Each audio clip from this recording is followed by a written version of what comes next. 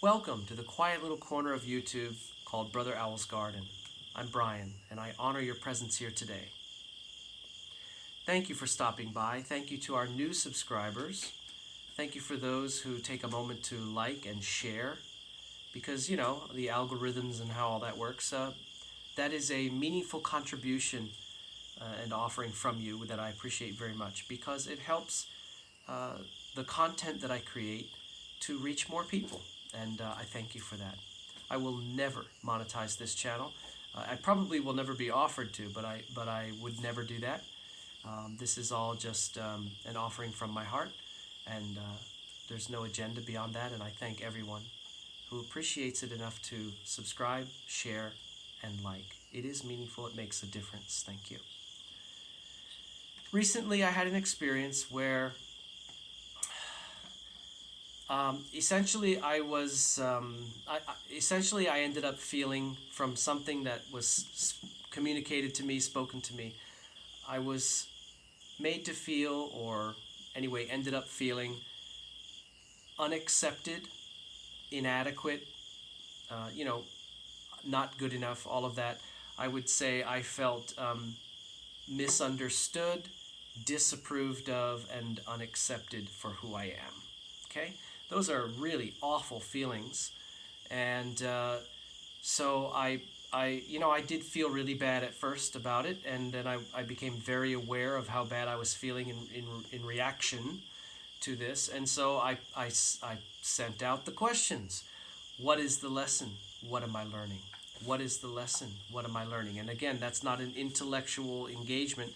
It is a send out the question and let Spirit, Universe, God, creation, whatever you want to call it, the ethers come back and give you the answer. And it was almost immediate. What is the lesson? What am I learning? Boom. Now I can see it. I'm so glad I sent that question out. There is a gem of a lesson in here.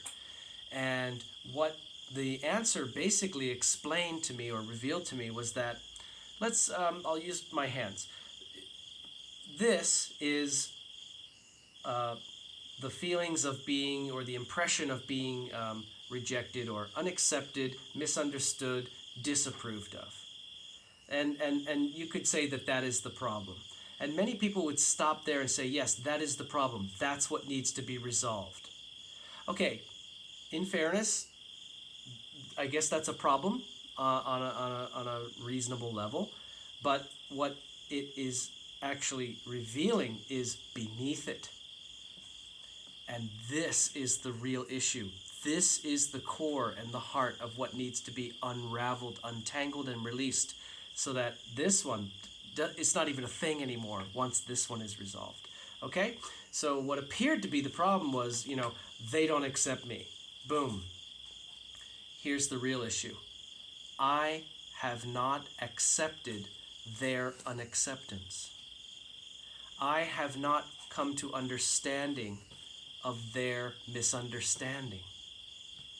I have not come to be agreeable with their disagreement or disapproval. I have not accepted their disapproval. Now, in this case, it was from others, but this is equally valid and maybe even more common coming from within our own selves. So please understand that I'm not talking about them, they, those guys. I'm talking about wherever this comes from within yourself or from other people. And so it kind of presented a template, a question in a template form, and there were several dualities that sort of fit this template that I'd like to share. And I simply ask it to you. What would happen if, when you are met with unacceptance, you respond with acceptance? And what I mean is acceptance of that unacceptance. What would happen if, when you are met with misunderstanding, you respond with understanding? Understanding, empathy of the misunderstanding of others, or in some cases ourselves. What would happen if, when presented with disagreement, we responded with agreeableness. There doesn't have to be contention, resistance, and discord in response to disagreement. What would happen if we met it with agreeableness? Agree to disagree. What would happen if, when met with unforgiveness, we responded with forgiveness of that unforgiveness? Forgive the parts of us and others that can't forgive or haven't forgiven. Forgive that. Watch it unravel and disappear. What would happen if presented with unknowing, we met unknowing with abiding?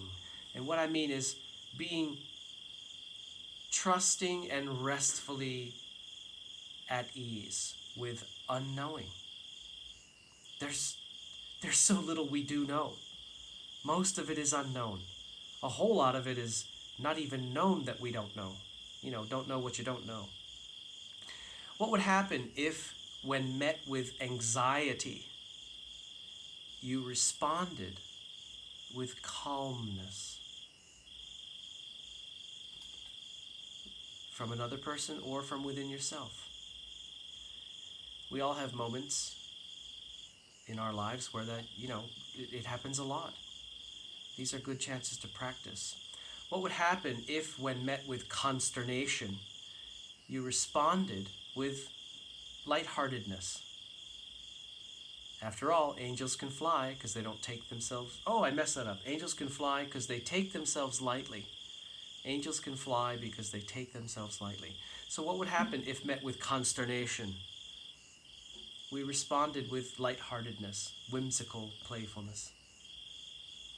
What would happen if, when confronted with hatred, we responded with composure? In other words, if somebody flings a big ball of hate at you, what would happen if you were essentially unaffected by it? If it was allowed to pass through you without triggering you, damaging you, affecting you?